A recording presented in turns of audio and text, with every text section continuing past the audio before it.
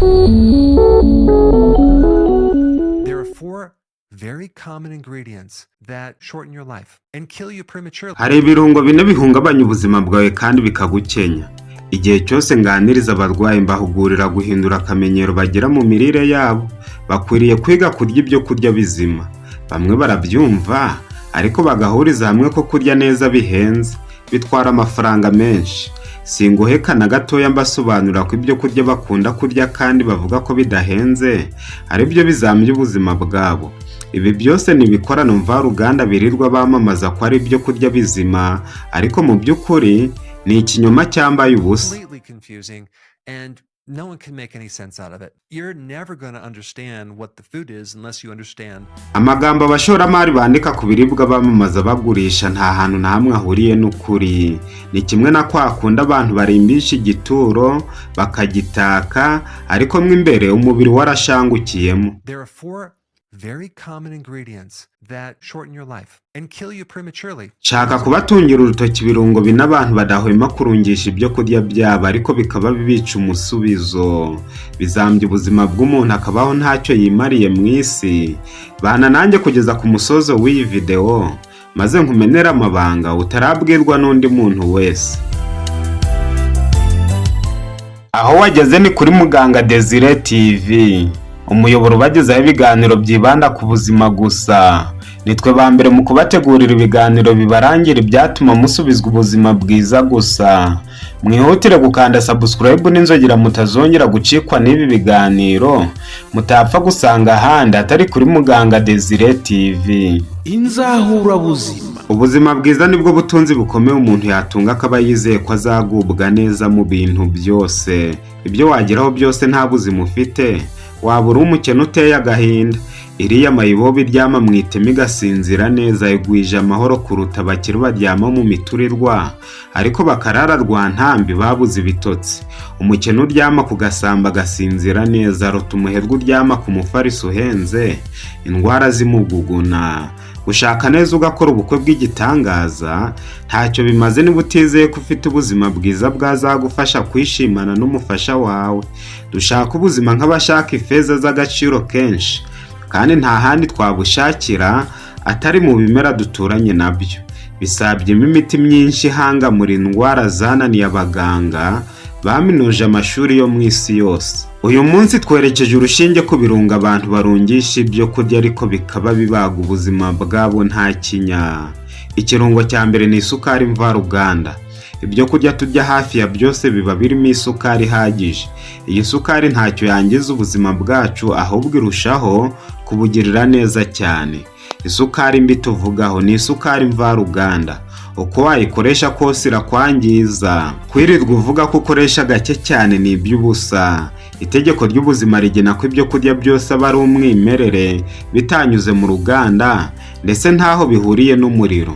Iyi nganda zikora isukari, iri tegeko rirahonyorwa. Isukari bisukari by'ingenzi byose byamaze gutwikwa n'ubushyuhe bw'inganda. Iyi sukari igeze mu maraso ihita iyahungabanya.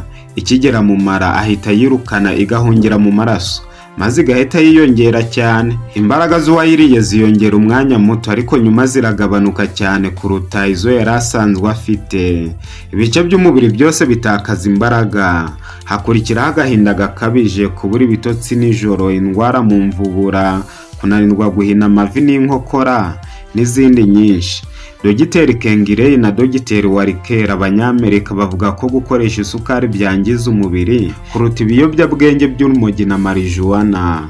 Isukari nyaga calcium mu magufwa bigatuma atabasha gukomera na gatoya. Abarwayi 9 ku 10 bazira kunyagwa n'isukari, imyunyungugu no kurya ibiryo bitetse gusa.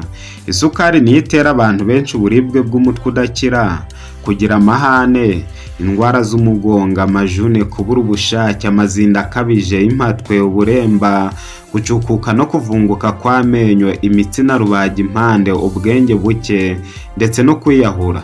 Gukoresha isukari mvaruganda ni inkuruzi y'indwara zose zishoboka. Niyo yangiza bene wacu kuruta inzoga. Abarokore murabe mwumva. Ikirungo cya kabiri ni umunyu wo mu gikoni. Igihe Yesu yavugaga ngo muri umunyu w'isi ntiyashakaga kuvuga umunyu w'urugera, yashakaga kuvuga umunyu wa gikukuri. Kandi umunyu w'urugera na gikukuri biratandukanye. Gikukuri iravura, ariko urugera rutera indwara. Nta murwayi n'umwe abaganga batabuza guhagarika umunyu w'urugera, kandi abantu ntibamenya ko ibyo abaganga bababuza ari byo bibatera indwara nyinshi. Gikukuri igizwe n'imyunyungugu hafi 100, ariko urugera rugizwe n'imyunyungugu 2 gusa. Umwe muri yo ni uburozi, usigaye uburizwamo n'undi. Na n'uyu munsi uriye ibiryo bitarimo umunyu wakumva indwara wari ufite zagabanutse, ariko uko urya ibiryo bikoze umunyu w'urugera niko indwara zirushaho kwiyongera. Umunyu umuntu akeneye yawusanga mu byo kurya byose by'umwimerere, cyane cyane ibiryo bibisi. Agasarade k'imboga kaba gakize ku munyu wose umuntu akeneye. Iyo wariye ibiryo birimo umunyu ukabije, ingaruka ya mbere ugira ni icyaka gikabije. Abantu bumva ibi neza. Igituma abantu babatwa n'inzoga nuko utubare twinshi tuba turimo brochette, umunyu n'inzoga. Icyaka watewe n'umunyu kigusaba kunywa byinshi bishoboka, kandi ibyo unyoye ntibikumara inyota nubwo yaba ari amazi. Igitangaje, ubiriye bitagira umunyu nta nyota wagira. Umunyu utera imyanda myinshi guhera mu mara, maze bigakurura indwara zinyuranye zo gushanyarara. Umunyu utwika vitamini, imisemburo, maze ugatera kanseri zitandukanye. Dogiteri Dahira avuga ko umuntu akwiriye gukora ibishoboka byose akarwanya ingaruka yatewe n'umunyu. Akwiriye gutungwa n'ibibisi gusa nibura iminsi 11, hanyuma akayoboka ibitagira umunyu. Umunsi umwe Dogiteri w'Umudage Ale wa Ireland yakiriye umusirikare w'indembe, asanga yarazize gukoresha umunyu mwinshi. Amutegeka kwiyiriza ubusa, atunzwe n'amazi no kurya rimwe ku munsi ibitagira umunyu. Ariko na nyuma y'ibyumweru 2 yarakihagarika inkari zirimo sodium, no kugira ngo tuvemo biba bigoye cyane. Niyo mpamvu abantu bahorana indwara z'umutwe udakira, igifu, amara, impatwe, imitsi no kubura ibitotsi. Ikirungo cya gatatu ni amavuta mvaruganda. Inganda zatugiriye neza muri byinshi, ariko kubirebana n'ibyo kurya zaraduhemukiye. Nta kiribwa na kimwe cyakozwe n'uruganda cyagakwiriye kugera mu kanwa kacu. Ibyo dukeneye byose twabivana mu bimera mu butaka gusa. Ninde muntu wariye ibyo kurya byuzuyemo amavuta akagubwa neza mu nda? Nabyirukiye mu cyaro ngira imyaka 18 ntararwara mu nda. Umunsi umwe natembereye mu mujyi barangaburira, ariko nsubiye imuhira numva mu nda harampambiriye. Nagize isesemi nyinshi, ndwara ibimeze nka malaria, ariko nyuma y'iminsi 2 nari nakize. Nta muti n'umwe nanyoye. Nibajije ibyambayeho biranyobera, ariko nyuma naje kuvumbura ko ibyo kurya bari bangaburiye mu mujyi byari byuzuyemo amavuta menshi. Byatumye nca akenge, bintera umwete wo kwigengesera kuri aya mavuta yabasaba atari bake. Ingingo ya 4 dusorezaho ni ukurya nijoro. Ubuzima bwa benshi busa naho buri ku munzani ucuritse. Bisa naho tubereho kwica amategeko agenga ubuzima bwacu, kandi ibi nibyo twita amajyambere. Nigeze kuganira na nyogokuru mubaza impamvu atarya nijoro. Ambwira ko kurya nijoro byagenewe abantu badashaka gusinzira neza, cyangwa badashaka kubyukana ubuzima bwiza. Nyuma yaho nabivanyemo isomo rikomeye. Iyo izuba rimaze kurenga, imbaraga z'umubiri ziba zimaze kurangira. Umubiri ukaba uri gutabariza kuruhura byanga bikunze. Bigenda bite? Igihe dukeneye kuruhuka niho turira ibyo kurya bibangamira ikiruhuko cyacu, kandi igihe dukeneye ibyo kurya bidutera imbaraga nicyo gihe tubireka. Ni abantu bangahe barya mu gitondo bagiye ku kazi? Hafi ya ntabo. Nyamara nicyo gihe cyiza cyo kurya kugira ngo tugire imbaraga zitubashisha gukora imirimo. Umwiyahuzi wa mbere ku isi ni umuntu urya nimugoroba akararana umutwaro ijoro ryose. Murabe maso. Tubashimiye kuba mubana natwe buri munsi. Mwahisemo neza kuko mwabonye umuyoboro mwiza udahwema kubagezaho ibiganiro biberanye n'ubuzima bwanyu.